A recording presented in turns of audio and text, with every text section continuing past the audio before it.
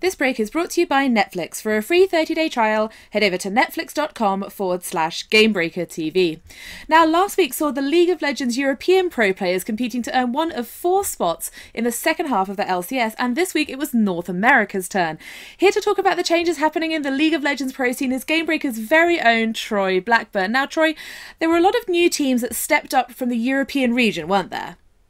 Yeah, Olivia, 3 of the 4 teams who qualified for the second half of the LCS in the European region were new teams who weren't part of the first half of the season.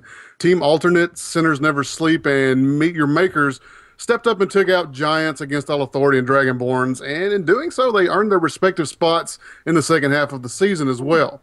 Copenhagen Wolves was the only previous LCS team that survived the European Promotion Series because they were really coming together as a team at the end of the regular season and were pretty much the team that nobody wanted to play. So they managed to hold on to that momentum and kept their spot in the LCS. All right, so we've got 3 new teams from the European region. That's got to have put a lot of pressure on the North American teams this week, right? Because there were some big name teams in Dignitas and CLG who kind of had to fight their way back into the LCS, if I understand it correctly.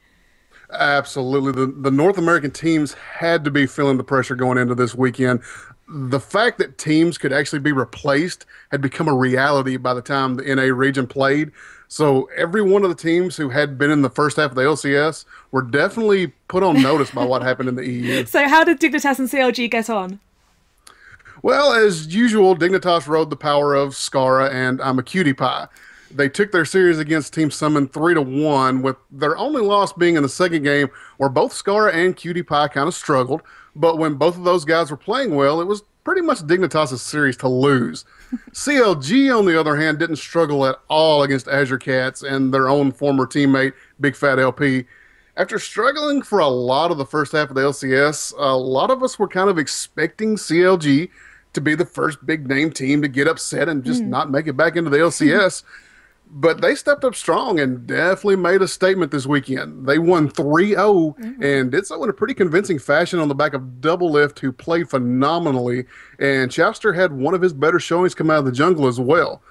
So as good as the headlines would have been if either one of these teams got knocked out, it just wasn't meant to be, and they'll both be back in the LCS. Well, good for them, although, yeah, upsets do make more for interesting reading. So there's Team Marn and Complexity who are playing to keep their spots in the LCS this weekend as well. How did those guys get along?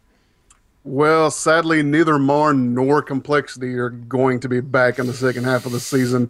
Marn put up a great fight against Velocity, and at one point I was convinced that Velocity couldn't win the series because their body language after a loss in Game 3 just really seemed to show that they were dejected and just beaten. But they managed to bounce back and finally took the series in Game 5, and it was probably the best series of games that took place in the NA Promotion Series. For Complexity, it was really just a situation where they were in the wrong place at the wrong time. They had to go up against Quantic Gaming, who has been absolutely steamrolling these LCS qualifying teams.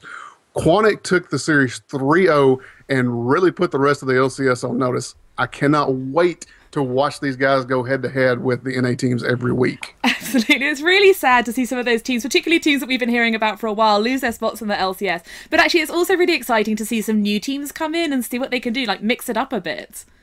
Absolutely, and those teams who didn't make it will have another chance in the future, and they've had more exposure than they've ever had before, so hopefully good things are going to continue to happen for all of them. But it's definitely going to be interesting when the second half of the LCS kicks off again here in a few weeks with all these new faces in the mix. Absolutely. So what's up next for the LCS then? Well, we're still a few weeks away from the LCS regular season starting back up, but we do have the All-Star break coming up, which is going to showcase a lot of the top League of Legends talent from around the world. So there's still plenty of exciting stuff coming up from the League of Legends pro scene. Fantastic. Well, thanks very much for that, Troy. Do keep stopping back for all of Troy's updates on the LCS pro scene. And as always, keep it locked and dialed to GameBreaker TV for all your gaming news.